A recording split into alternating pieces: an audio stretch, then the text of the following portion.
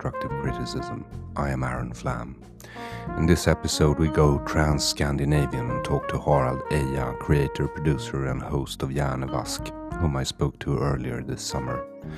That's the summer of 2017 according to the Gregorian calendar for any future historians who might be interested in anecdotes about collective insanity.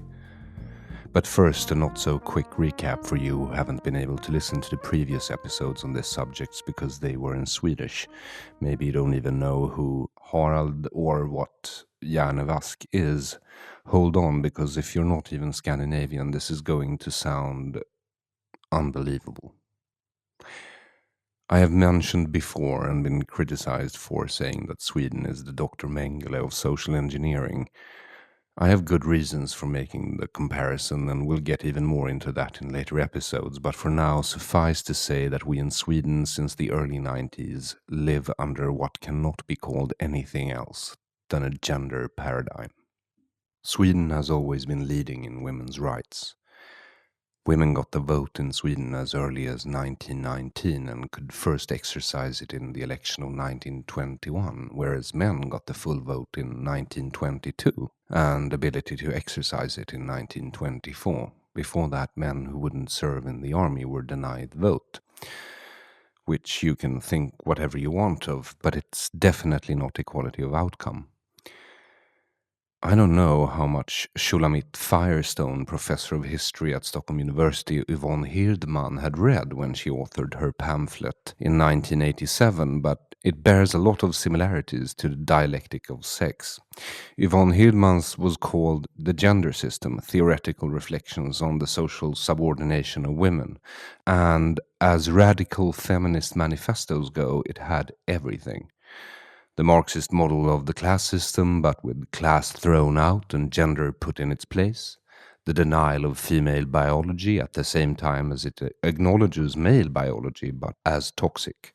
In short, the same irrationally conspiratorial view of the world as Marx, but with the significant difference that class is a social circumstance. It is something that you can easily change. Biology is harder to change, as if the interplay of the sexes weren't complicated enough already. Yvonne Hirdman's theory made it into a government public investigation, an SOU in Swedish, and that in turn made it into policy since nobody objects to anything in Sweden of fear of hurting someone's feelings. And conflict, mostly conflict. And so, in 1990, it got made into official policy. The effect being that the gender perspective, and later on intersectionality, has to be applied within all processes in the Swedish public system, which is to say, pretty much every aspect of society. We have a Swedish Secretariat for Gender Research, which is basically a government-funded propaganda machine for gender research application, which is putting it mildly since we're talking about actually trying to apply these rather crazy theories in practice, usually ending in such disasters as gender-neutral snow removal, where the theory was that more men drive cars and that's why roads were clear before walkways and bicycle paths. Which apparently women use more often because of patriarchy and not because they want to have a nice walk or enjoy nature or be more healthy. No one objected to say that actually we clear roads first so that police, fire brigade or ambulances can get through in case of an accident. Hilarity obviously ensued. This week a dog owner in Stockholm put in a motion to have gender-separated dog kennels, not for the owners, for the dogs, so that female dogs didn't have to be subjected to the male dog's gaze or some other lunatic rambling about a canine patriarchy. I did a special about these things a long time ago called Groin. It's in Swedish, but there's a version with English subs on my YouTube channel where there will be a link to it as to everything else under the episode on Patreon, where you're also free to make a contribution if you want to. I also have PayPal. My address is aron.flam@gmail.com. That's Aron with one A and Flam with one M @gmail.com. Or if you're Swedish, you can swish me at 0768 943737. And you can't call me on that number. I don't have it on me. It's just for donations. The reason I published my special about gender on YouTube is because no Swedish channel would take it.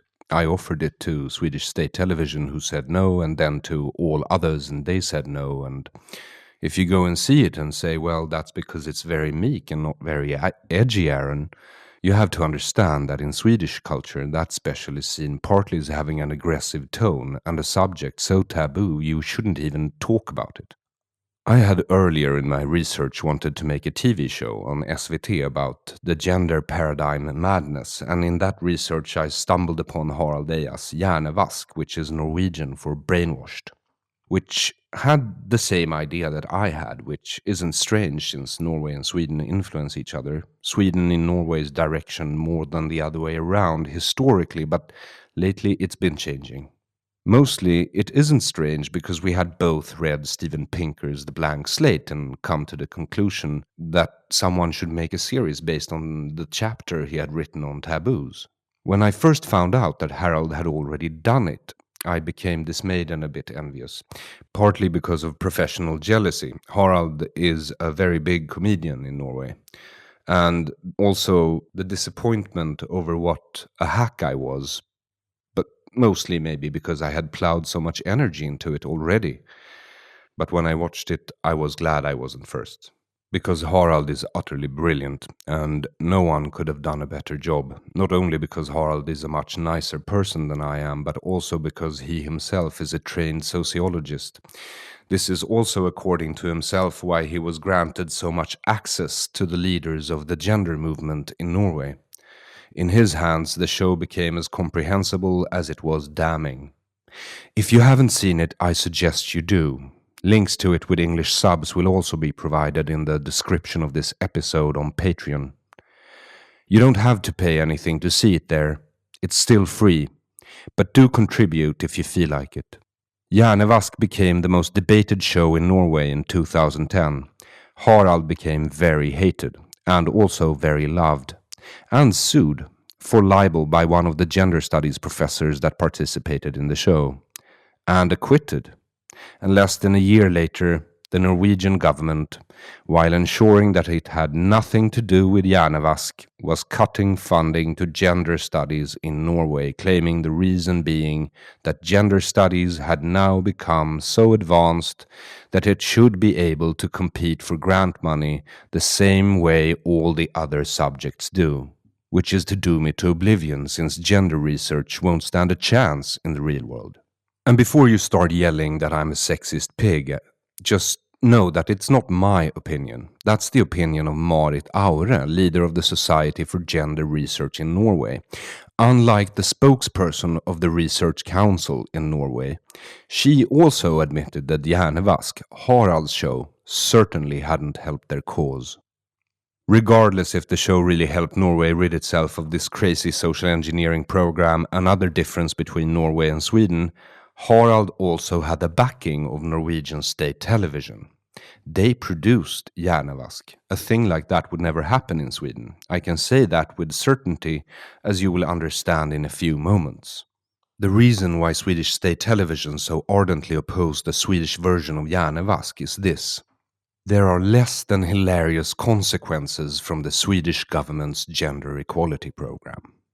We started applying the gender perspective in schools in the early 90s. Boys have always had a slightly lower average than girls in school, but the kids used to be treated only as individuals. Suddenly, teachers and administrators were supposed to also consider the child's gender and actively attempt to break what is seen as traditional gender norms. We have the second highest grade gap between boys and girls school grades in the world, second only to Finland, who have also adopted our special brand of gender pedagogy in the school system.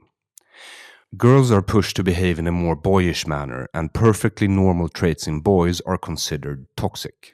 The funny thing is that around 2005, a special investigation to the causes of the widening grade gap was launched.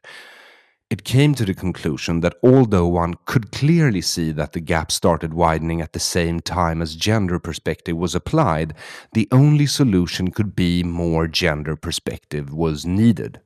The problem was not that gender science, and I use quotation marks around the word science here, wasn't working, it was that there was too little of it. It's like a doctor seeing that the medicine he's prescribed is killing the patient and then upping the dose. It also caused our version of the American FEMA, the Agency for Societal Readiness, MSB, that's what it's called in Sweden, to close down an investigation of the Muslim Brotherhood's activities in Sweden and instead devote 10 million crowns to study gender norms in leadership during disaster conditions.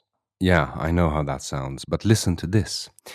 It is probably also the reason why 2 days ago, the 17th of September 2017, Swedish state television's weekly hour-long news program, Agenda. And no, they're not named ironically, they are named Agenda because that show is supposed to set the weekly agenda. It's just ironic that they also have an agenda, which is always the social democratic agenda or communist or environmentalist. Over 80% of the journalists employed in our state-run media are leftists, much more so than the populace, which votes slightly over 50% for the left. Anyway, Agenda devoted 1 hour and 18 minutes to potential terrorist threats to Sweden. The reason being that more than 2,000 Swedes, most of immigrant descent, have left Sweden to fight for ISIS. And now, as ISIS seems to have lost their caliphate, these lovely individuals are coming home. As Sweden has a standing army of around 10,000 people, 2,000 battle-trained people is actually a threat. They said on Agenda that only a few of them, unclear how many, had the capacity to commit acts of terror, but somehow I didn't feel completely reassured. Especially since the military has been forced to spend its time in gender perspective classes, and apparently that's what our feminist foreign policy, which is confusing I know, but neither I or Margot Wallström, that's our deputy prime minister and representative at the Security Council at the UN, who conceived of it, can explain what makes it feminist. To you, to us, to ourselves, to anyone really. It's just unclear. Either way, that's also what we want our army to provide in international military operations. We will teach your soldiers to be gender conscious even if it kills them, which it probably will since it's pure ideological nonsense. And yeah, maybe I'm too harsh on gender theory and its promulgators. After all, using gender theory against Islamic terrorists, I'm sorry, violence-affirming extremists, that's what they call terrorists on Agenda, or apparently in Sweden now, have never been tried as far as I know. I just wish it was gender studies professors we were sending to Mali instead of soldiers. I'm not saying that they couldn't deliver as good sermons on gender disparity because soldiers are men. It's just that gender studies professors have been preparing for that type of situation their entire lives, and well, you get the picture. It only took Agenda less than 20 years to wake up and do an episode on Islamic terrorism, and funnily enough, they managed to broadcast for almost an hour and a half without mentioning the word Islam. Apart from the absurd fact that every single expert they interviewed had separately, I assume, alone in their chambers, come to the same conclusion that the reason must be, and I quote, every single expert on the show, socioeconomic factors, and that what is needed is more, I quote, welfare, end quote, and, I quote, an expansion of the welfare state, end quote. Which sounds crazy since a big part of the problem is that most of these immigrants already have access to welfare. But we have apparently decided to use the same logic that helped us not solve the grade gap. If something doesn't work, apply more of the same. What the immigrants want, and most of them are born here in Sweden, is jobs, which they won't get. In part because of the Swedish quasi-socialist model of collective bargaining, where negotiators from the unions meet negotiators from the companies and together in a closed room, like 10 guys decide what people in a number of fields should be paid, on average. It suits the unions because they get a big cut and it keeps up minimum wages, which in turn keep immigrants out. The employers are happy because they save time and money not having to individually bargain with every employee, and also it makes cash flow predictions, at least of employee costs, wonderfully accurate. And the Swedes are happy because they avoid having to deal with something as sensitive as money, which can lead to conflict, and they hate conflict.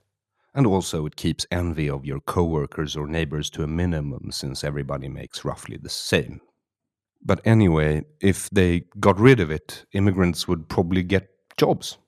It would probably benefit women's salaries in some fields as well, since the unions use male-dominated industrial jobs as a mark, which in turn keeps some female-dominated field salaries down. But no one ever talks about that, and neither shall we, because the Swedish model, as it is called, is holy. All parties, left to right, support the welfare state. I only mention it because Harald and I wander into what causes this situation in our conversation. Although I had contacted Harald to talk about the acquittal and the cessation of funding to gender studies, Harald wanted to talk about his own current project, which, unlike Hjernevask, runs contrary to my current project. Harald's new project is to promote the Scandinavian model in the world. He's done a TED talk about it, which I will provide a link to below this episode. And although I disagree with Harald on almost every point, I urge you to see it, because it lists perfectly the arguments for the Scandinavian model, which this podcast aims to deconstruct, hence this podcast's name, Deconstructive Criticism, which is both a clever wordplay on the common phrase constructive criticism, as well as a reference to the postmodernist theory of Jacques Derrida, which is this podcast mission to use against the same ideology that conceived it. And also because one of the experts on Agenda, using quotation marks again, was our brand new national coordinator against terrorism. Violence affirming extremism. Yes, you heard me right. That's what we're calling it in Sweden now. Next, we'll start referring to psychopaths as differently emotionally abled people. And she is obviously appointed because of her gender. I'm not saying that because she's a woman. I'm saying that because her previous position was at the Red Cross, which is all well and fine. But that is experience more needed after a terror attack has happened. And she admitted as much. And that whatever we had tried so far had failed, and that she didn't know what she was doing, and that no one out in the country knew what they were doing. Add to that we have the world's first feminist government, at least according to the government, which is run by a straight, white, middle-aged man. Anyway, the reason I'm telling you all this is because I know Harald as someone who stands up against stupidity, and because after my initial disappointment of finding my idea for a TV program had already been done, and to that by someone so much better than I am, I contacted Harald and asked how much he wanted for the rights to his show, so that I could make a Swedish version of it. Harald is such a nice guy, he gave it to me for free. But he added a word of caution. He told me he had already tried to get it made in Sweden, partly because the Norwegian gender studies professors he had publicly shamed had warned their Swedish counterparts about Harald. You see, although the Norwegians had managed to kick out this ideological cancer, the NIC, the Nordic Countries Cooperation Board on Gender Equality, for all the Nordic countries, didn't really die. Even though it was situated in Oslo and funded with a lot of Norwegian money, it just receded to its source, Sweden. It now resides at the Secretariat for Gender Research at Gothenburg University. But mostly because SVT, and that's Swedish state television, had already declined the offer when Harald himself made it to them. But he was willing to give me the chance and see if I fared better, which I did not. In fact, I did not fare better several times. Other channels here in Sweden also got the offer but declined. They declined a given success. A sure thing that people would talk about and rage about. Why, you ask, if Sweden is in such a gigantic mess, do we not address these absurd policies? Because a lot of people in politics, media and government have invested a lot of means, time and prestige in this. A lot of people are depending on this system. Money, as well as reputations, entire careers are at stake. All our government-funded culture, research in the humanities, every agency of government, most big companies. Harald is a brilliant man, funny and smart, and he really believes in the Scandinavian model. He has the best intentions, and that's what he sees in others. The title of his TED Talk is "Where in the World is it Easiest to Get Rich?" And it focuses on the benefits of the Scandinavian model. Where I see disaster, Harald sees an attempt at goodness. He is the same in Hjernevask. He doesn't want to bash gender science, he just happily happens to destroy it while asking innocent questions about their fundamental beliefs. I personally think that the gender paradigm is connected to the groupthink inherent in the strange marriage between an already collectivist Swedish culture and socialism.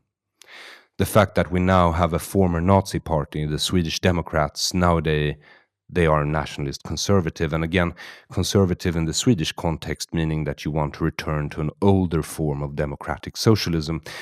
Anyway, they're on the rise, and I think our gender equality policy has something to do with it. Nowadays, their voters are everybody that's angry, and there's a lot to be angry about, but their core voters used to be angry young white men who felt passed by and ignored by society. Maybe identity politics, both in the form of socialist feminism and race, fuel the fires of white identity politics in Sweden. It's just a suggestion. Anywho, Harald's TED Talk will be linked to under the episode, and it is funny. That is undeniable. The same goes for Hjernevask. Regardless of your political leanings, everybody should see it. And now, without further ado, I present to you Harald Eia.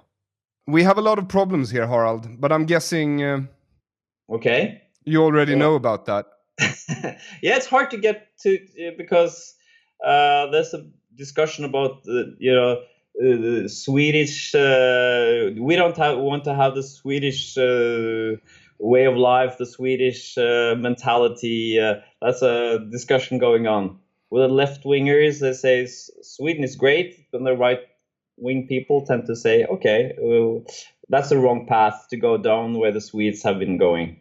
And it goes with a political correctness thing, and it goes the immigration question. There's a lot of issues. Yeah, because you remember when I first contacted you, I was doing research for my own stand-up, and I found The Blank Slate by Steven Pinker. I read it. I thought this could be a good TV show. I did my research. I found that you had already made a TV show called Hjernevask that was aired on Norwegian state television, right? This was in 2010? Yeah. And you're a famous comedian in Norway.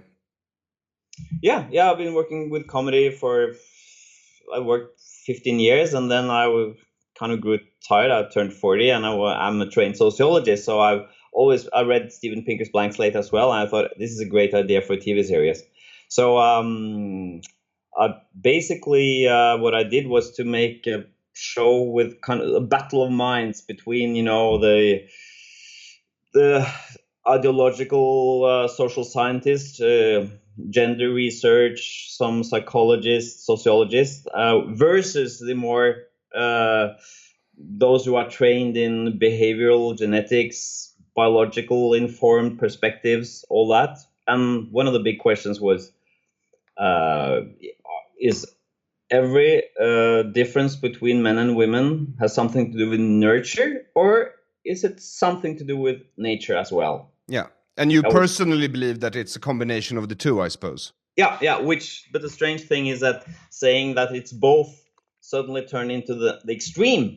Suddenly you are in, conservative right-wing perspective to think that they can be both nature and nurture. And the middle position was saying that it's only nurture. There are no women and men. There are no on average, there are no psychological differences between us that we're born with. That's the incorrect point of view. So I wanted to challenge that, because I thought that science should be ideological free, shouldn't be, it should be searching for the truth, not searching for the answer you already decided that you agree on. Because as a sociologist, I bet you've read quite a bit of Rousseau. I've not I'm not like original Rousseau, but I know Rousseau. Yeah. Sector, yeah. And I mean, the title of Steven Pinker's book refers to a quote by Rousseau, right? Or at least the idea he promoted.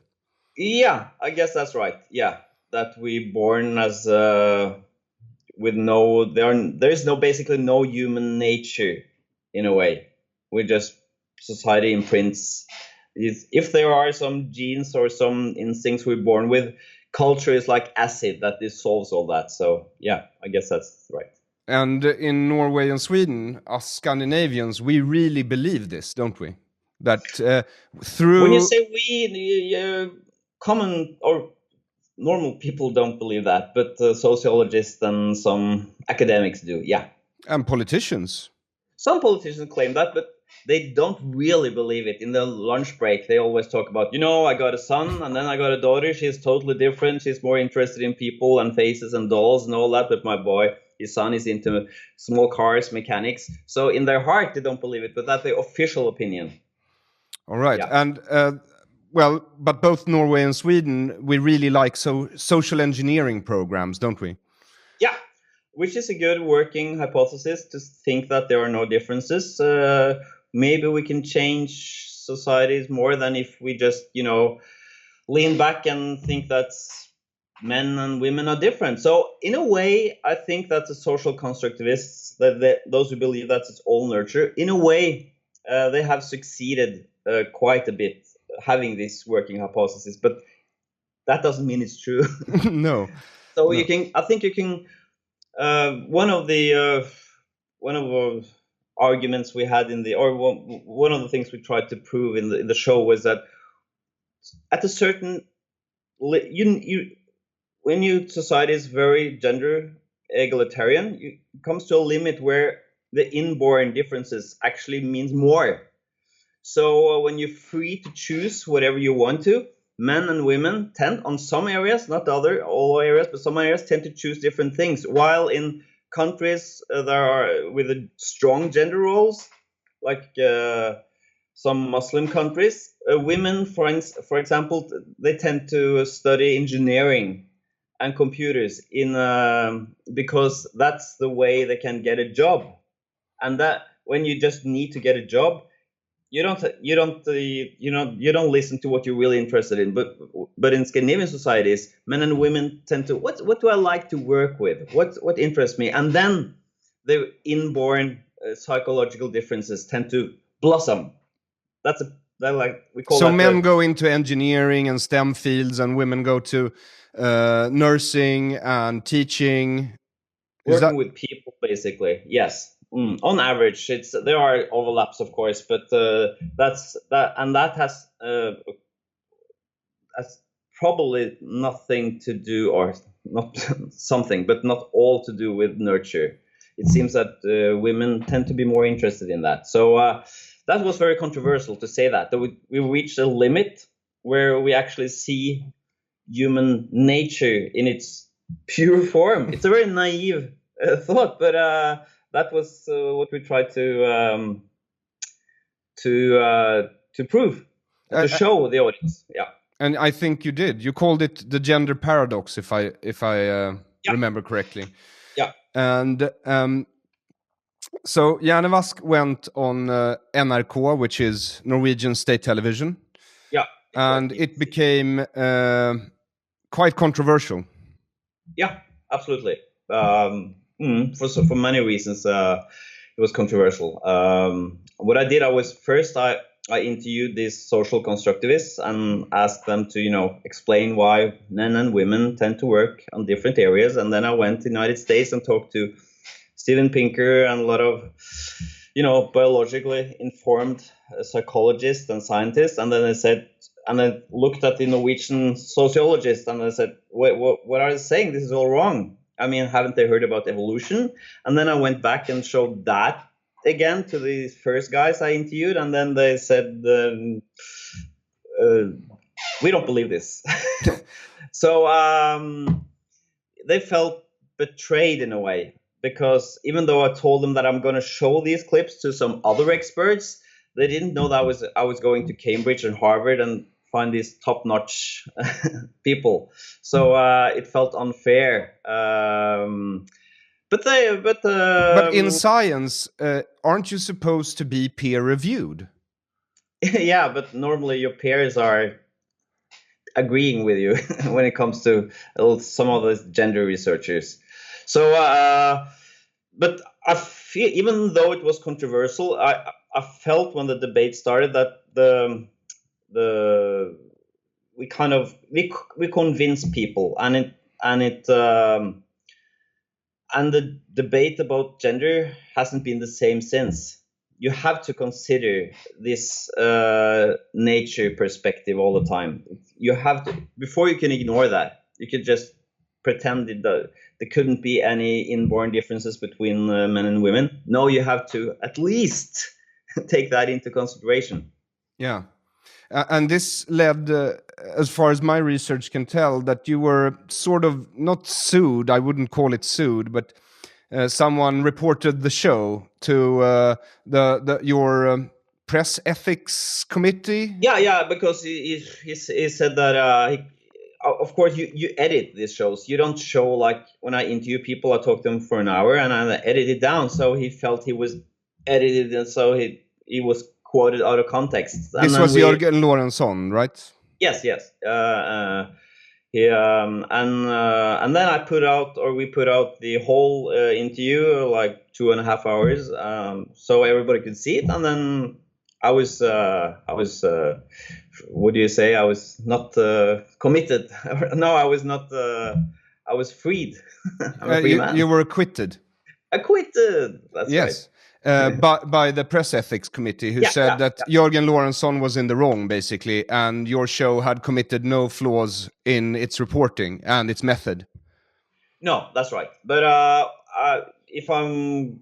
was not aware how angry people got on because I was on the on the common man and woman side, so people got so angry. So I made his life hell for a couple of months there. So it was tough on him. So you have to I thought so much about these ideas and the truth and all that. So I kind of forgot the people when I made the show. So, but I think he has a good life now. He's not a researcher anymore. He quit. So I hope he has a happy life now. He's a good man. He wants the best thing. He wants men and women to be equal, and but he's not a scientist, according to what The road to hell is paved with good intentions. Sometimes it can be, yeah. For the children, for science, for gender equality. Yeah. Yes. So, yeah. But it was fun. So I always wanted you to make that show in Sweden, but that has not been so easy, Aron. I know, because when I contacted you and said, I want to make a show like yours, but since you've already made your show, can I just get the rights or buy the rights? And you were like, you can have the rights for free. And I was like, yay! And then you added, because I already tried to give this to SVT, which is the Swedish state television. And so would you please tell me about that? At first, we wanted to we asked SVT or the Utbildningsradion. That's a part of public service, which is our name. Public service is our name for Swedish state television, Swedish state radio, and Utbildningsradion, which is kind of like educational radio, but it's on TV. So.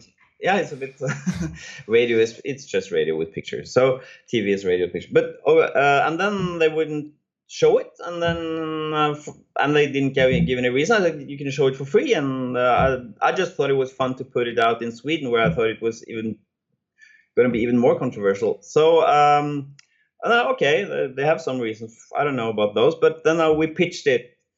We pitched basically the same concept for SVT, and then they thanked no. And when you pitch those shows, you don't get like a long explanation of why they don't want it. So I don't know what the discussions were behind closed doors, but I know you did some research, didn't you? Well, I did, and then I tried to get your show made in Swedish with a female show host, and I tried to make it. I tried to get it made for years, Harald. Yeah. I went to every department on SVT and pitched this show, and they all said no. Most of them didn't want to even respond to my emails. No. So I continued to dig in this. But then I turned my attention to Norway again, because I realized I wasn't going to get this made in Sweden, and I did my own stand-up show about it and released it on YouTube for whatever that's worth. And I have informed people in this podcast and so on and so forth about your show, and that they can watch it on YouTube. And I hope it has helped the stats some, because I think it's a very important show for people to see. And then... but something happened, because in 2011, Norway stopped funding NIC, which was like the Nordic countries' institute for gender research, right? Yeah. So what happened there? It's hard to know what was going on behind closed doors again. Whether it was speculated whether my show had some impact on that decision, I don't know. But it was a huge debate in Norway, the papers for 6 months. Yeah, and it was obvious to everybody that a lot of what was going on in the gender research was not very scientific. And I got a lot of email from other academics saying, we talked about this for years, but we don't have the courage, or we don't have the time to go into all those arguments. So thank you so much for doing that shitty job, because it was over time that somebody did it. So it was obvious that the scientific consensus was that this is bad science, but okay, doesn't cost too much money, let them do their work. It's always like that in every organization. You have to have some people, idealists, doing something that doesn't really work, but just keep them quiet. So, and then I guess it was when all this came into the open, when we did this TV show, they felt that they couldn't finance it anymore. Maybe, I don't know. I haven't any inside reports, but what I was struggling with all the time when we made the show, that this was not an anti-feminist show. It was not a right-wing show. It was all about truth and science and being curious. So when we were struggling with, emphasizing that this is not an anti-feminist show. We never criticize any feminists. They can, they're doing a legit struggle. We're just criticizing gender researchers. And this is not a right-wing show. We're not anti-gender equality in any way. We're not. Personally, I'm a social democrat. But when I pitched it to the SVT, I just realized when I talked to them that in their ears, this is such a right-wing project. This is it's a reactionary, conservative. I'm a man, white male. I just felt it was all so wrong. It was easier for me when I worked in NRK, so I was already on the inside, so I can talk to all the bosses and say, it's going to be so and so. We're going to do it this way. It's harder to come from the outside and to convince them that relax. This is not going to be like a Sverigedemokraterna or whatever kind of a show. So I realized that for them it was impossible to make it, because it would look so bad. It would look like SVT had gone all into, being Republican, right-wing, old-fashioned 50s reactionary, all that. So, but you're pro-gender equality, right? Oh yeah, absolutely, and I'm quite open to, should we? I think it's important to have more female engineers. Likewise, I think it's important to have more male psychologists, which there are hardly any young men going into psychology anymore. So I'm pro the Scandinavian project, totally. But with the wrong method, you won't get the result you want. I think it's even more important if you want to make a gender egalitarian society. You have to know what gender is.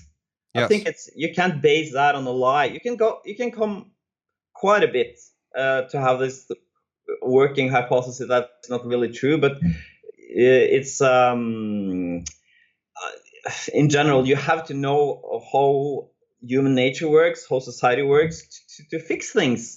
Yeah. But so in Norway, because when you look it up, the Research Council of Norway said that they aren't canceling funds to gender research. They just think that gender research is now so good and can stand on its own legs.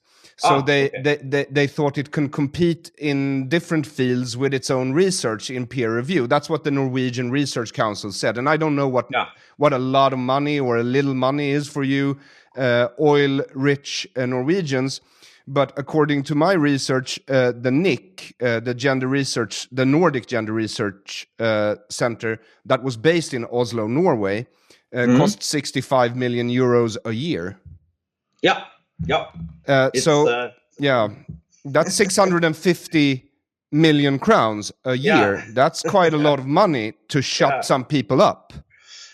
Yeah, but it's work, it's to get people. It's better to have them there than to go on unemployment. I don't know.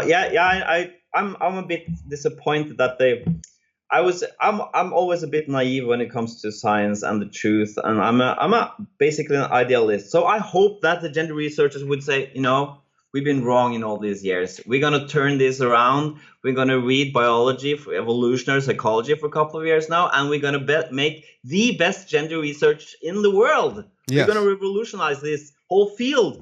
But of course, what happened? They even built higher walls. So, but I don't know. Again, I don't want to speculate because in a way. And this is something I want, because I've been listening to your podcast. It's very interesting and informative work. I'm afraid of turning into this aggressive, man who hates gender research. I want to be a bit relaxed about it. So I try not to, I kind of felt that we won that battle when we made that show, but I'm not triumphant. I listen, okay, life goes on. Let's try to make it make better science, make a better society, all that. So that's why I'm not so willing to speculate and be, to celebrate that they didn't get any money. I understand completely. But you should know that I don't think you're at a high risk of becoming more aggressive. I think I was pretty much born this way. Okay. And it's not only towards gender science. I'm in general a very conflict-seeking person. So I see. Okay, this is interesting. So I'm conflict avoidant. So this is took a big 5 personality test. So yeah. So because you're drawn to conflict. You like the debate, but don't you get? Did you get mad? You get insane when you see all this madness, all this irrationality, this ideological madness going on. Yes, it's not good for your soul, Aron, to go into these struggles. You'd have to prove that I have a soul first, my dear Harald. But underneath this calm, very pleasant exterior runs rivers of narcissistic rage, and I can pretty much direct this rage in any direction I choose. But when it comes to irrationalities, or in Sweden's case, because as you said, when you come to SVT, you can't say this is right. I think it's more than that. I think it's almost a religion in Sweden. Yeah. Yeah, okay. So what you're doing basically is you're trying to rationally explain to a participant in a sect why they are mistaken, which I think is impossible in most cases. It is, absolutely. Yes. You have to talk. Yeah, I agree. And I try to control my rage so I don't lose my temper every day. But, it is a creative source of fuel for me. Yeah, okay. So you kind of you nurture your rage, I see. But because if you want to convince people, I totally agree with the social psychologist Jonathan Haidt. I don't know if you're familiar with his work. Yes. Yes, it talks about humans. They are like a bit of they're like an elephant with a guy sitting on top. So the elephant is the feelings, intuition, all that, and the guy on top, that's reason, that's arguments, all that. And the guy on top, he pretends that he's controlling the elephant, but he doesn't. He's just like sitting there, and he says, "Okay, we went over here to the water here. That's why the reason why we did it." So if you talk to the guy on top of the elephant, you can't influence where the elephant is going. You have to talk to the elephant, and then, which means you have to talk to people's feelings, their fears, their intuitions. And when it comes to, let's say feminist gender researchers, they have a fear, and that fear is that some people want to go back to the old way of doing things. Some people want to say we can't do anything about how men and women are. Men are horny. Men like sex. There's nothing to discuss. Men care about looks more than women do. It's nothing we can do. That's their fear. And if you talk to that fear, if you talk to those feelings, then you can convince them that, hey, look, there can be some evolutionary psychology. Maybe they are right on some points. Biology can be right. That's the way I would like to work if I want to convince people. But maybe that's not your project to make people change their minds. I don't know.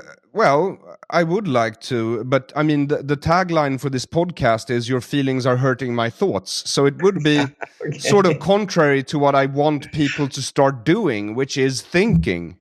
Yeah. Yes. Yeah, right. Yeah, okay, I see. But yeah, I have would, you had any guests on your show that you disagree with? not yet, but I have one booked for Wednesday. Oh, really? Yes. Yeah, because that's going to be interesting, and that's I'm looking forward to listen to that. How you what your tactics are going to be? Are you going to be confrontational, or are you going to listen to their fears and worries and I think I might listen to them. I think that's respectful, but we have also decided on like 3 particular subjects to discuss. So it is more an informal debate than a formal chat, I guess. Okay. Yeah, and Who is it person? Who is this? Erik Rosén from Politism. Okay. Yes. And he's like your opposite. He's like a left-wing, political correct kind of a guy, or? Yes. He is the editor of Politism, which is basically a propaganda newspaper within big quotation marks, financed by the unions and the workers' movement. So, Okay. so there will probably be some conflict going on there. But because do you know what happened to NIC, the Nordic Research Center on Gender in Oslo, when they closed its funding? No. You know what happened to it? Yes.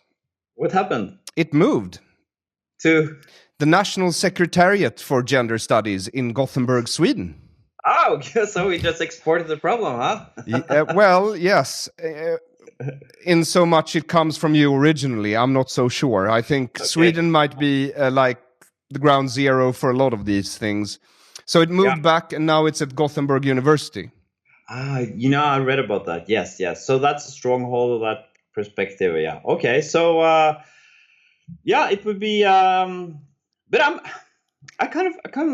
I don't know about you, but I kind of like these people because they are good people, But they have. I always, when I'm at a party, I like to talk to those guys, those people, more than some biologist or evolution psychologist person, because I think they are. I'm curious about how they think, their worldview, their enemies, their friends, and all that. So I want to go to Gothenburg and talk to these people. So would I, and I don't think I will air this show until I've gone through how much money they spend from the Swedish government. So far, I think it's 1.5 billion per year. Really? Is it? Yes. So, and also, it's quite a lot. But because the Research Council in Norway, they said they weren't canceling out the funds for gender research. But the gender researchers, Marit Aure, she said in Aftenposten that if the Research Council doesn't have its own program for gender studies in Norway, and they have to compete against other, I would call them real scientists in other fields, then their field would wither away. So what's the situation like now for the gender researchers in Norway? I haven't checked. It's a part of the. I've kind of moved on after I did that show. I was after a while I was tired about arguing about research on newborn babies, about cross-cultural patterns when it comes to genders, why there are only men in the military in every society. I was just tired of all that. It's like discussing evolution with a creationist. You grow tired because you don't get anywhere. So that's why. So I don't know what's going. I see there's some work going on here and there, and I got a mail a couple of weeks ago that this frustrated student that study kindergarten studies, I don't know what it is called, but she said there is no biological perspectives going on. It's all about girls. They tend to be more interested in people because we expect them to be more interested in all that that circle of explanation that really doesn't hold up. So I should go into it again and to try to influence the way the perspectives that are taught on the schools and nurseries, on teachers' schools and all that. But I kind of moved on because I'm a restless guy. I can't devote my life to these endless struggles. So, but it's important, yes. So I don't know what's going on in gender research right now. I haven't heard anything. Because you say they're good people, but my view is if you spend state money on something you know is false, I don't believe that most of them know it's false, but let's say they did know it's false, then that would be quite serious, right? Yeah, I agree. So it's a serious thing to spend people's money on things that's basically meaningless. So because we all say we want a gender equal society, right? Yeah. So in that case, we would, as you said earlier, we would want the best methods to make it happen if we're into social engineering, which as a liberal, I'm really not. But No. you obviously are, because you're a social democrat. You would want the best. And you say they're good at heart, but I think that good is not something that you are. It's something that you do. It's something that has an effect in the world. So I agree. If you have we have something, I don't know if you have that in Sweden, we have something called state feminism, which is a different thing than the gender research thing. This is more a practical way of working. For example, in the parliament, they had these long meetings lasting for all night, discussing should we build a bridge there or should we build a university over there. And the women in the parliament say, hey, we have kids to attend, we have a family, we can't sit up all night discussing. So if you want us women to participate in the modern democracy, we can't have these night meetings. And then they end because men, we can sit up all night debating. We don't care. We like that. Women on average don't want it. They have a life. Yes. They have their priorities straight. Yeah, exactly. So they changed that, which I read a lot of studies showing that men tend to be more they have one interest that they devote their life to. Females tend on average, and it's on the whole planet, they have more variation in the interest. So that's a practical way of approaching it. Okay, men and women, we need both of them in parliament, but they're a bit different psychologically, so we have to make arrangements that suits the natures. So that's a good way of working. So that's why I'm optimistic, because I find that state feminism, that way of thinking, is more efficient. But you don't need research to back that. It's just common sense in a way. Yeah, but also you have to admit that there is a different nature between the sexes. Yeah, which everybody knows. Everybody knows that. Yes. Everybody. I mean, even in Gothenburg, in the lunchtime, they know that. Of course they know. But when they go back to the desks, they pretend that it's not true anymore. I think an interesting aside the point, I think the idea that good is something you are or evil inherently, and I think that's not true for most people. I think we have both good and evil within us, and then we have to make a choice, a rational, hopefully, choice. And I think that's inherently a Christian idea, I think. Yeah, maybe it is. Do you think about Protestantism? Is that the Or I think so. I think there's something, because I notice it also, and you'll have to excuse me for this, but I notice it in Swedish social democracy. I think that there is this idea that good is something you are, and you don't have to actually do something to be good. You just have to have the right values. But don't you think in every society there are some core values that everybody has to attend to, that agree on? Oh yeah, this is important, this is not important. We are not consequentialists. That's not how we work psychologically. So I think it's a trait that's very common, that you have these values, that this is what we define as, this is Swedish values and these Norwegian values, and which is annoying. You should judge people on what they do, not what they think and feel. But it's hard to get around that. It is, because and maybe it's a practical reason for it. I mean, deep down we know that it matters what you feel and think, because you're going to act on those feelings and on those thoughts at some time. I don't know. So, but what is your? I'm curious about, because we were exchanging some mails before this podcast, and then I realized that you're skeptical to the whole social engineering thing, to the whole social democracy project, while I am a big fan of Scandinavia and the Nordic model, because not because, of course, because I live here and I love this part of the world and all that, but also because according to all objective ways of measuring human well-being, Scandinavian countries are on top. So how can you say that this is not the best societies in the world? We're the happiest people, we're richest, we trust each other more, well-functioning government, no corruption. This is going so well, Aron. Yeah, I know, but maybe I think that it's going so well in spite of social democracy and not because of it. I think that social democracy has taken credit for a lot of things that it shouldn't really have been taking credit for. For example? Well, I think the only thing the Swedish Social Democrats can really claim is eliminating poverty. Yeah, okay, and it's equality, the level of equality. We're on top when it comes to equality in the developed countries. That is. Yes. So they and that equality but I project think that led to a lot of trust, and it's a good circle going on in these societies, which the Social Democrats can take quite the honor for that, don't you think? I think they can take the credit for the reallocation of resources, but I think that the resources that were amassed was amassed in spite of social democracy.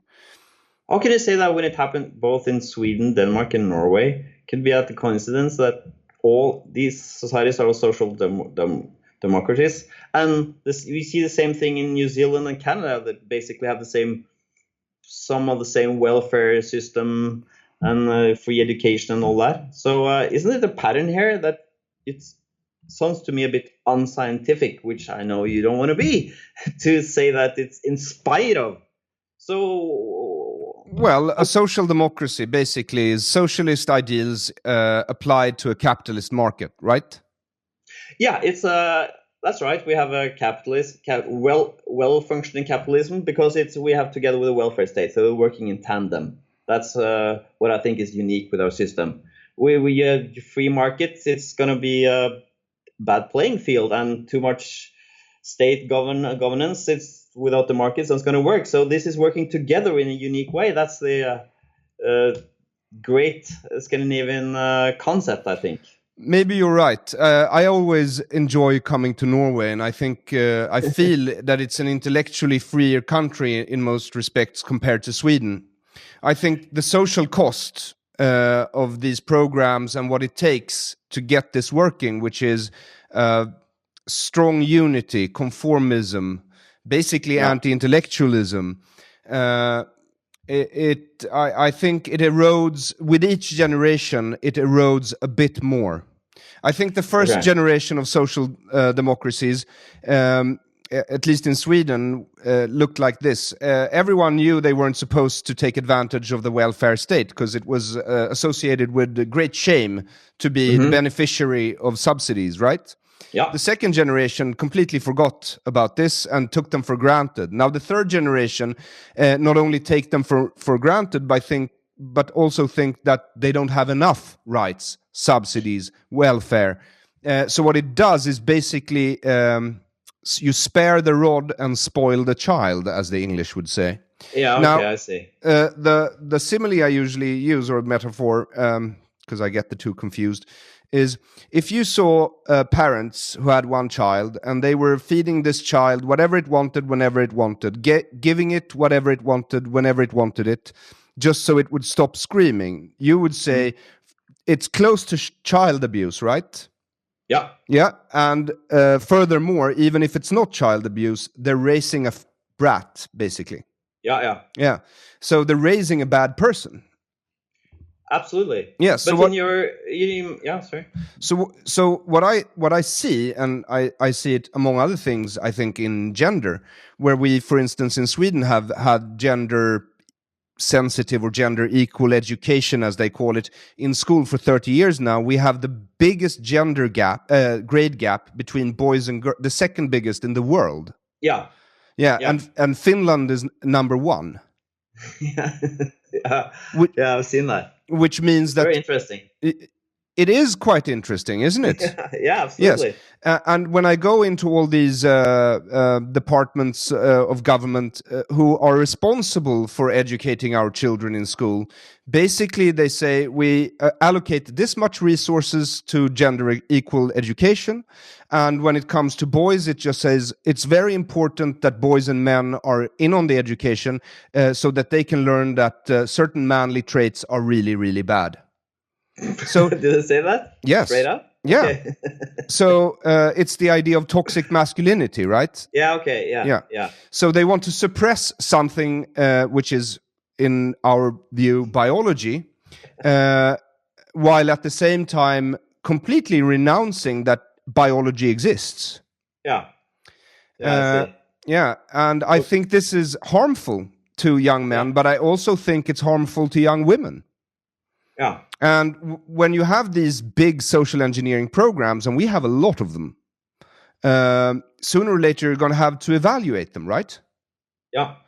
But that's not really what happened in Norway. You made a TV show, and then completely unrelated, within a year, all funding was cut to gender research. Yeah. To the dismay of gender researchers in Norway, I might add. Yeah, it's. I think it's something to do. Just to a quick footnote there, because Norwegians love to talk about the difference between Sweden and Norway, but it's a narcissistic. The differences are so small, but we're so fascinated with it. But one difference is that the people have more. It's more legitimate to listen to the meaning of the common man in Norway. The people have more to say, so we're less elitistic. So in Sweden, you have Stockholm, with the highly educated people there, the elites there, the liberal elites deciding everywhere. It's not like that in Norway. The rural areas, they have a lot of influence, and the working class voices. People listen to them. So when the politicians and the decision makers, they have the feeling that the opinions are changing here. People hate the gender research. We have to stop the funding, or else people will start to question the whole funding of science, which is quite questionable when you start to look into it, huh? So I think it's something to do with that, actually, that it's a more populist country. So but can we move into? I'm curious about what are your opinions when it come to immigration, because that's a big question here when we discuss the Swedish way of solving things. Because for many years we had the feeling that it was impossible to talk about the bad effects of immigration. In Sweden? Yeah. Yes. It was and when I went to Sweden, I obviously saw that something was going on. Parts of Malmö that were it was I saw the society was degrading because there were so many poor people and unemployed, and with too many immigrants at the same place. They weren't integrated in Swedish society at all. And at the same time, you had this all-Nazi party coming back, which as a comedian, I was working for SVT and I wanted to make a sketch about neo-Nazism in Sweden, and they said, no, that will give them attention, so don't do that. What are you talking about? They're marching in the streets. Yes. We're seeing it on news every day in Norway. It's a big problem here. I mean, we have struggled with Nazism before. This is something we have to take head on. No. We have to pretend it's not there. So for us, it was a mess. We know, with a right-wing resistance. At the same time, we had all these problems with immigrants.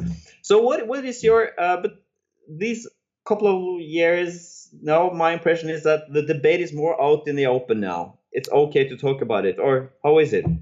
Yeah, since I would say since a year, since we closed the borders, and then it went on for a bit more. You couldn't talk about it really. And then a year passed, and we had terror on Drottninggatan in Stockholm. You know, this guy drove a truck over one of our shopping streets. And now something has shifted. Some papers are more open about it. The workers' movement, though, the left wing, I suppose, which is kind of weird because I considered everyone in this country to be left wing, even on the right side of the political spectrum. So they've started talking about it a bit more. But I think personally, the fact that they've swept all these problems under the rug for so long has exploded. And I personally think that in the next year's election, the Swedish Democrats, as you call the Nazi party, they're really against being called a Nazi party. I'm actually talking about how they were. They call themselves socialist conservative nowadays. I know. So today's party is not a Nazi party, but when I first heard about the resistance to immigrants and all that, it was and I think they're probably going to be the biggest party or something, because I think they're going to get 30% of the vote. And also one of my heroes is the Swedish historian Lars Trädgård. Yeah. And also Bo Rothstein, the political scientist. Yep. No one knows about them in Sweden. Really? Well, Lars Trädgård has been allowed to come on TV a bit in the last year and a half. Bo Rothstein writes assiduous commentary against, for instance, intersectionality or gender studies every once in a while in Gothenburg, in one of the Gothenburg dailies. But I think they don't have a lot of impact. I mean, you've probably read Lars Trädgård's Is the Swede a Human? Yeah, absolutely. Yeah, he comes to the conclusion that Swedes are human, even though he's a Swede himself, so he's sort of biased on the issue. Yeah, because their point is that a nation state is a selfish project. It's solidarity. It's a confined solidarity. We care more about the woman, this 60-year-old woman living in Malmö, than we care about a family from Syria. Yes, that's basically the nation state idea. We have some borders. This is us. That's them. It's an ugly idea for those who been traveling around, had this idea about United Nations that like John Lennon sings, imagine a country with no countries and no borders, all that. But it seems that human nature again has placed us. Or psychology. We tend to think of we are a group. We care about I help you and you help me, and we pay our taxes, and it's a closed system. So it seems that a country kind of dissolves, that the glue of a society dissolves if we get the feeling that there are free riders coming in that don't look like us, that speak the same language, that don't have the same values. We have to realize that we are more selfish on a group level than we ideally should be. So I think that's, for me, it's a cynical truth, but I think they are right. Well, I think, sure, it can lead to ugliness. Absolutely. But I don't think inherently that solidarity with next of kin is unsolidaric. You wouldn't want it any other way. I mean, if I told you that that same feeling that makes you believe you're part of a nation is actually a transferred feeling that, I mean, you prioritize certain people in your life, right? You prioritize your partner, you prioritize your children over other people. Yeah, like a pseudo family, huh? Nation is like a pseudo family. Yes, yes. So, but that emotion, that tribalism that you feel for your daughters and your newborn son, would you say that you would be a better parent if you didn't prioritize your children before children in Africa? No, of course. So that is an emotion that we need as humans to raise our offspring, to maintain loyal to our family and friends. It is, I think, deep down, not even a good or bad emotion or trait. It's just a trait that we need biologically to survive. And if you imagine a world like John Lennon did, where we didn't have this, then you would let your wife have your new wife have the new child, and you would just, okay, bye-bye. I'm going off.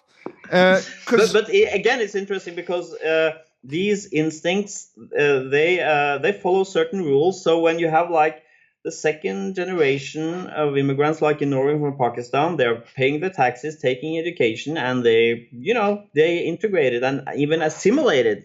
They are more secular than their parents. They are more gender egalitarian.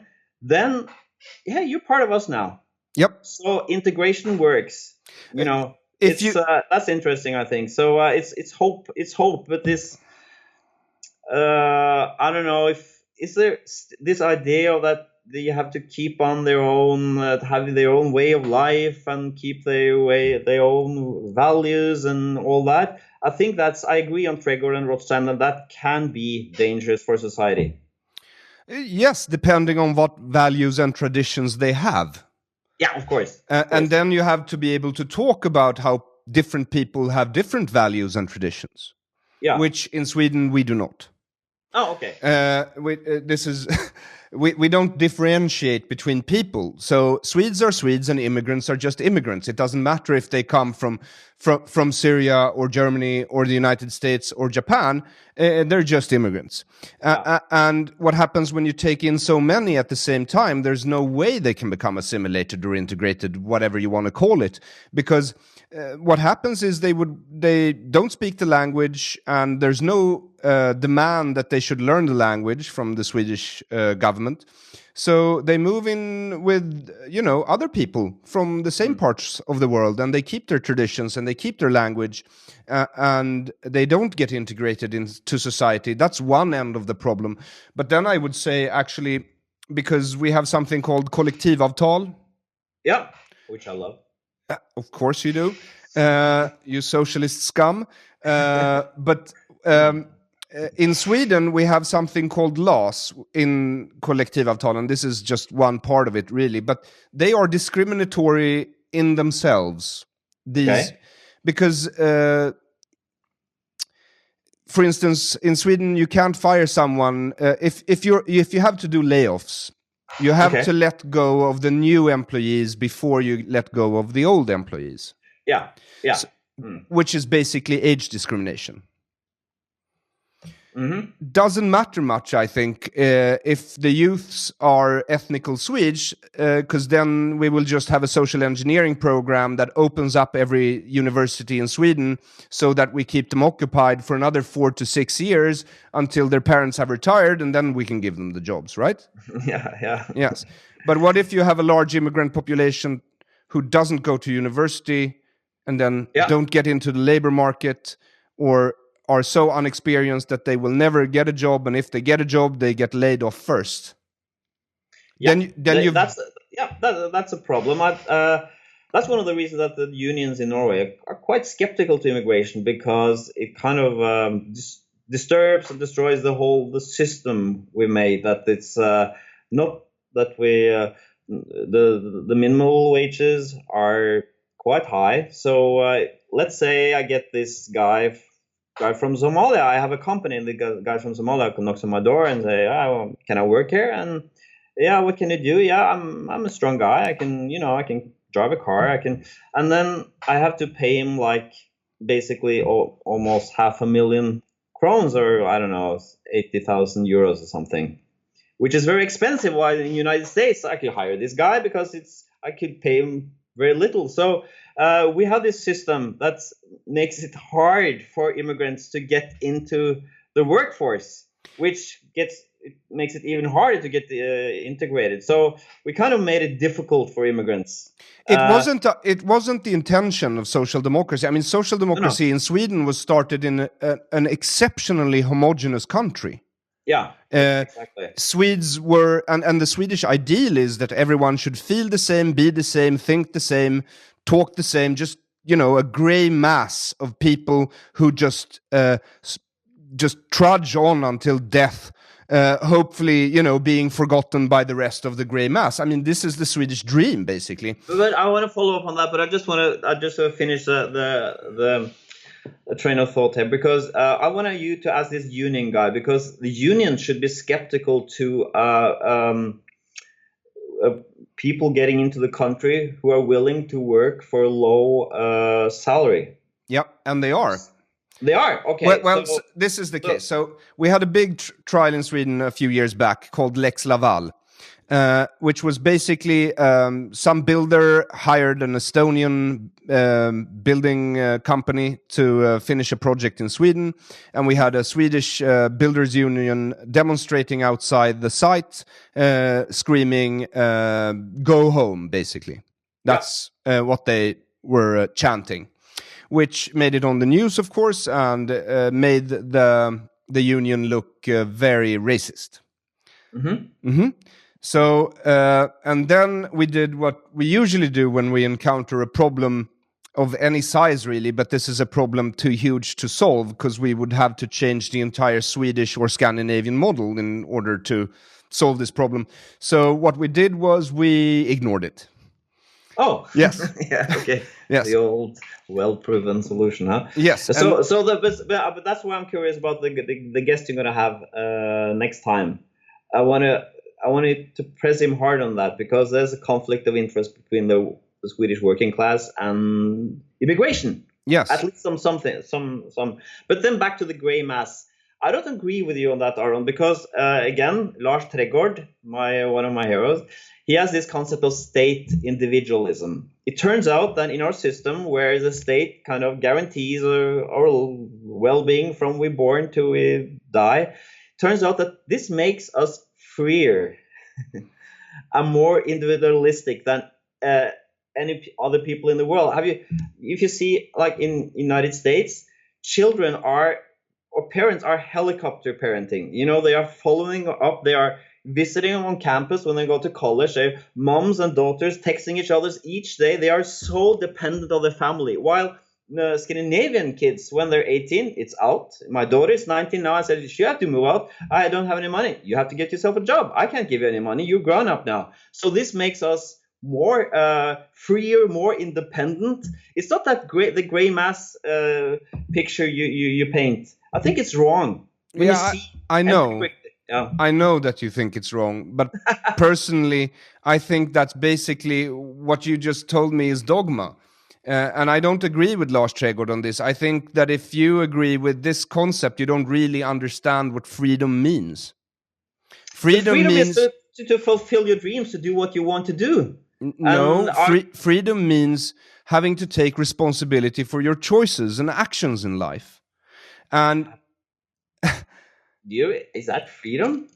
I would say I feel like if I feel free, it's because I can take responsibility for my actions.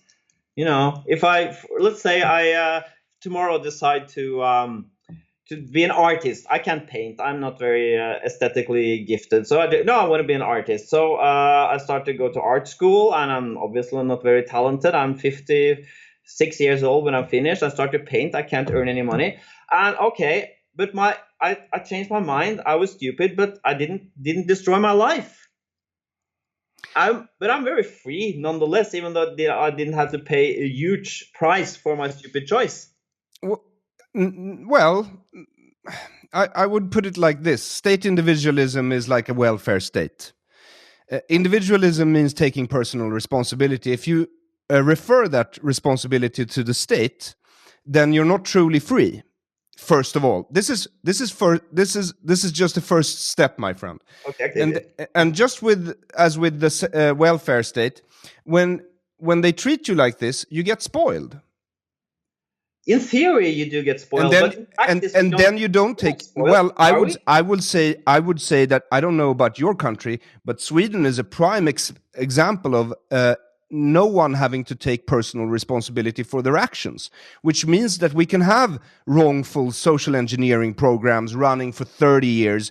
Everyone sees that they're wrong. Everyone knows that they're wrong.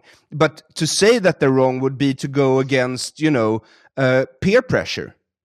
I agree that you have these stupid social engineer programs going on, but at the same time, you got economically, Sweden it's blossoming. It's going very well, and you have in popular culture, you have a lot of talented people. There's a lot of entrepreneurship going on. So there's a different story going on. If you focus on that stupid, political correct, sad part of your society, I kind of agree. I mean, I get a headache but at the same time, there's a vital energy going on, the creation going, the creativity in But Swedish I'm not a business fucking life. life coach, Harald. I don't do pep. I do problems.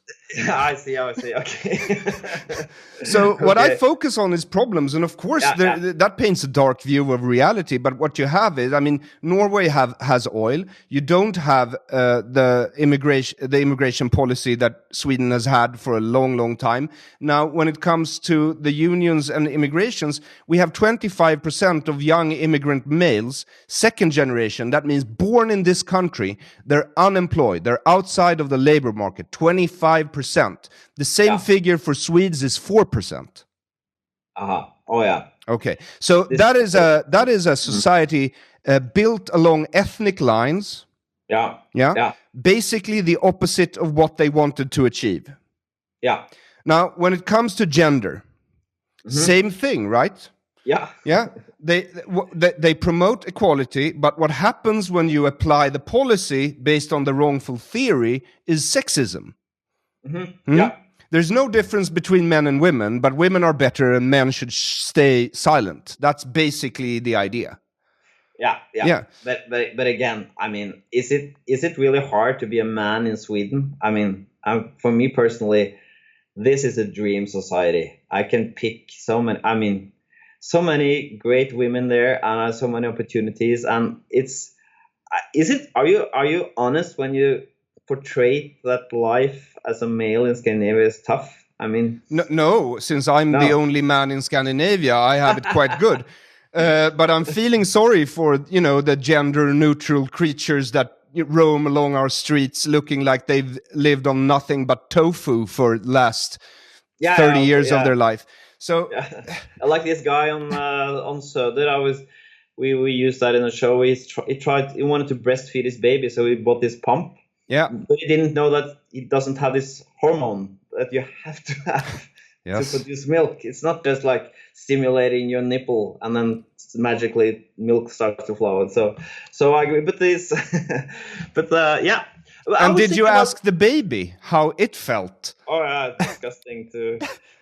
But for me, I think it's interesting what you said about education, because one of the reasons I haven't been so worried about men doing it, not falling behind in education, is that the moment men finish school, they succeed. Yes, they do. Turns out. Normally, but I would say I think that could be changing in Sweden, at least in certain sectors. Okay. For instance, politics, bureaucracy, basically state-governed things. And this is a country that has a lot of state-governed things.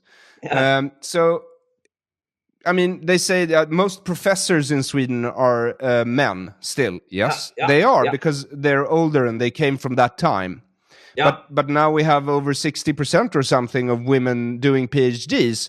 So within a decade or so, this won't be a problem. I would say that we would, if 50-50 was the ideal, then we would have a huge problem. And that's a good, interesting time, because this is the acid test if they're really into gender equality. Are they going to worry about too few men among the professor corps? So I would like to fast forward 20 years and see what they're going to mean. Hopefully they will worry, but I'm not sure. And the state finances healthcare in Sweden, right? Same in Norway. Yeah. Yeah. So a lot of women get employment in healthcare. Yeah, absolutely. Now, if this was a true welfare society with gender equality in mind, they would look at it and say, well, most men who was employed by the state, they were employed in what? The military, right?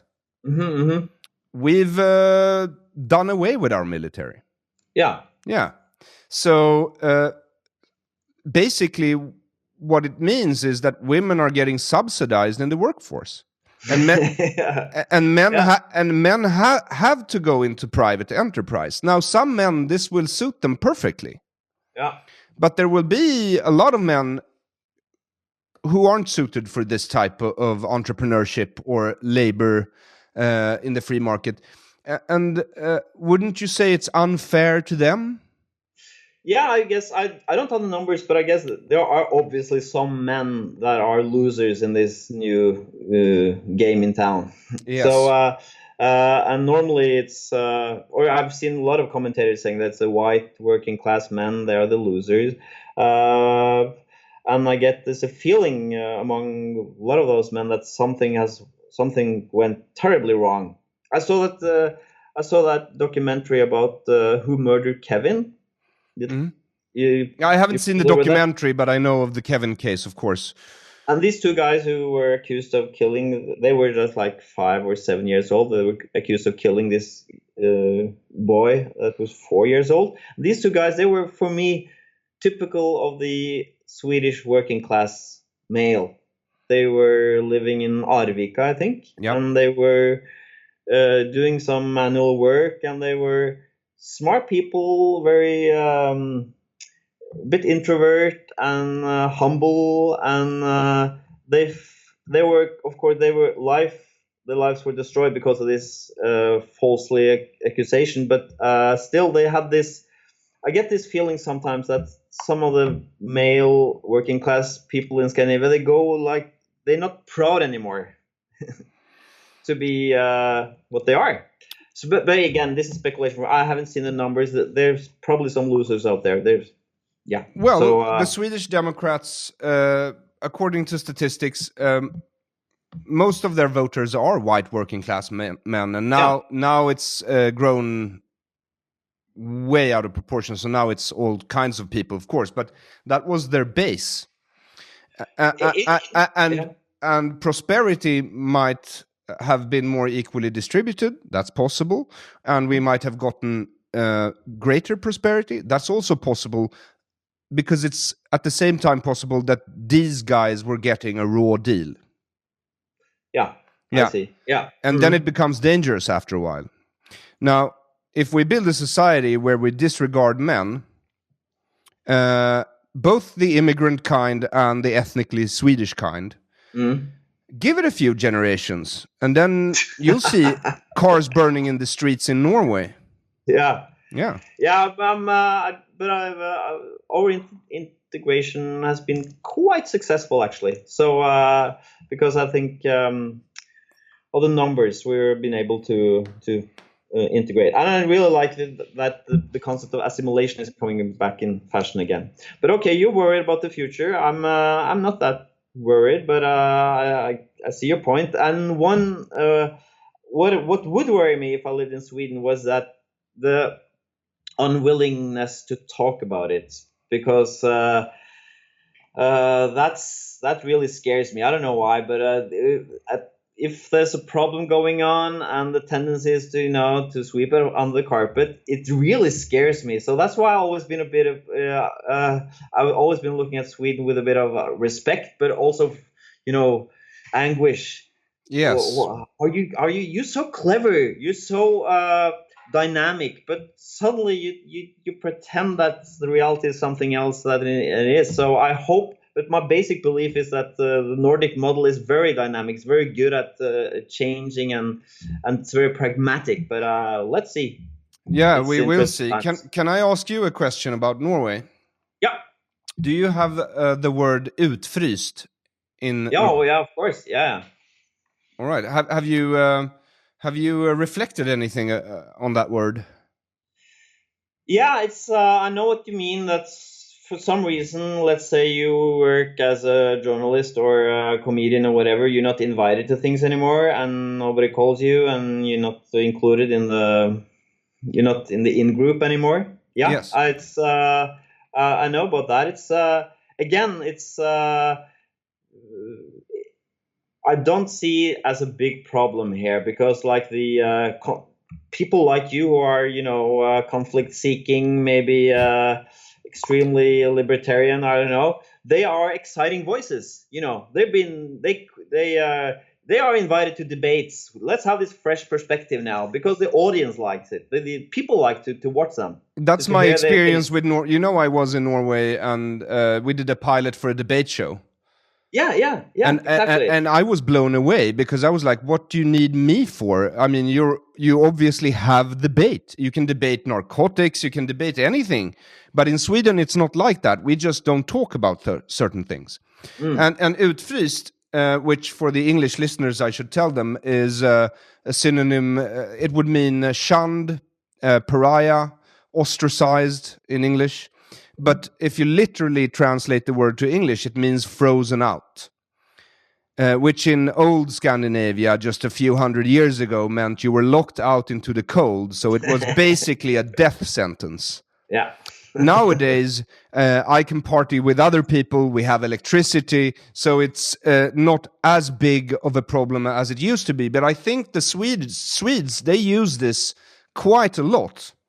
As soon as someone says something that is not on par with the current ideology or goes against the grain in any way, shape, or form, you will be frozen out, basically. I know the Norwegian writer Karl Ove Knausgård, who lives in Sweden. He's been writing about how he had an office in a writers' collective, and they had a lunchroom where they ate their lunch and discussed things. And then one day he said something about Israel, that he had some sympathy with the with the Jews there, and nobody said anything. But next week, two of them they didn't want to work there anymore. Yeah, in the same place. So he was one thing is to disagree, but this silent way of treating conflict, it's kind of scary for us who's used to talk a bit. You're not thinking about what we say. And I have been in a couple of meetings in Sweden where I have a lengthy argument about something, and then it's all quiet afterwards. And I realized, I asked my friend Fredrik Skavlan, who's been working one in Sweden. I said, "Oh, you can't say that. Oh, no. It's so." And this is where political ideology really turns into religion. And I think that is the goal of my project in Sweden for the coming year, at least. And that's where I point what you would call my aggression. I see. I think my point of view is that we are very we're not rational. We're as humans, we are our brains are quite small. We don't have the whole picture, so we need a lot of voices together we can find the truth. So I think it's dangerous when too many points of views are frozen out. So I agree. Yeah. You should keep on struggling, Aron. I will. I'm having fun, Harald. But are you frozen out? You're not. You talked about that you're not invited to things. How is it like in social life? Are you avoided? Like when you meet, let's say, those people you've been criticizing, do they come up to you? Or they? Nope. I mean, I try to get people on the podcast because I want to talk about these things. The reason I've decided to just not care what other people think and start talking for real, speaking my mind, is that, well, it doesn't matter. It doesn't seem to matter. I can't have a dialogue of any shape or form with anyone here. They're not going to be honest with me. I see. So in that case, what's the point? Then I might as well just truck on by myself, right? Yeah. And so I do. But you have some followers, like you have some angry white men following you, don't you? Yes, but a lot of followers I have are anonymous. Oh, really? I have a lot of views. My latest comedy special came out like a week ago. It already has over 110,000 views. Oh, really? Yes, not a line written. It's not shared on social media. People must be passing it around in hidden notes or something. It's quite amazing. But I wanted to finish the interview with talking about your new project, because I saw your lecture on TED. Yeah. Where in the world is it easiest to get rich? Yes. Yeah. And you claim it's Scandinavia. Oh, yeah. According to the numbers I got from these consultant companies tracking where rich people live.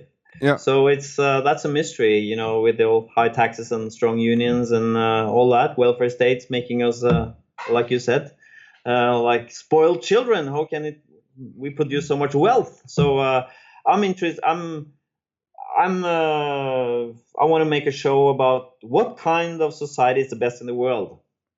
All right. And you believe it's, well, I personally like Norway. I have nothing against Norway. I think it was Scandinavia here, treating them as one country, basically. Yes, but that isn't really fair, is it? Because Danes, I get a feeling at least that Danes sort of define themselves in opposition to Swedes, and Swedes define them because Denmark is out of the Scandinavian countries, I think, the least PC, right? Yeah, they are, but you know, like Freud said, the narcissism of small differences. We are quite equal, but for us, it's. Have you seen that episode of Larry David where he's at the golf course and this guy works at the golf course? His name is Sven, and Larry says, "Oh, Sven are you Swedish?" And this guy turns totally sour and says, "No, I'm not. I'm not Swedish. I'm Norwegian." Oh, sorry. What's the difference? Oh, there's so many differences with different dances, different food, different names. And for me, it was an eye opener because we're so different, but we're not. We're not. When it comes to world value service, for instance, we're approximately at the same point, spot in this huge value map. So I'm interested in finding out that what way of organizing a society is to make the happiest people. And the most, living longevity and all that, rich, wealth, equality, gender equality. So, but then you'd have to take emotions into account as well, right? Absolutely, yeah. So if people say they're happy, can you trust them? If it correlates with some other measurements on human well-being, yes. All right. Well, in that case, Swedes must be happy as hell. They are. But I happen to think that there's more to life than materialism. Okay. And I also happen to think that Swedes say they're individualistic because they know it's a positive trait. Okay, so a scale from 1 to 10, how happy are you, Aron? I'm like 6, maybe. Oh, that's not bad. Okay. Yeah. Like you like Polish level? Well, it would correspond to my genes. Yeah, probably, yeah. Okay, but I hope you don't give up your dream of making a documentary series about Sweden. It would be really fun. And no, I won't. Yeah. And I will just want to thank you for being on Dekonstruktiv Criticism, and I hope I get to talk to you again and give you a report on what's going on in Sweden.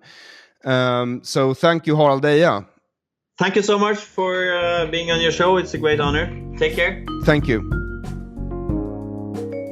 Thank you for listening. You can find Harald's TED Talk as well as links to Hjernevask with English subs below this episode in the description. And if you go to Patreon, there is a more thorough description of the episode with links to everything. You're also free to make a contribution if you want to. I would really appreciate it, since doing this podcast and stand-up has made it practically impossible for me to get a real job. It's true that my personal traits might also contribute to my lack of steady employment, but on the other hand, they also make me very good at my job. So please, Send me some money so that I can crush socialism, one stupid social engineering program at a time.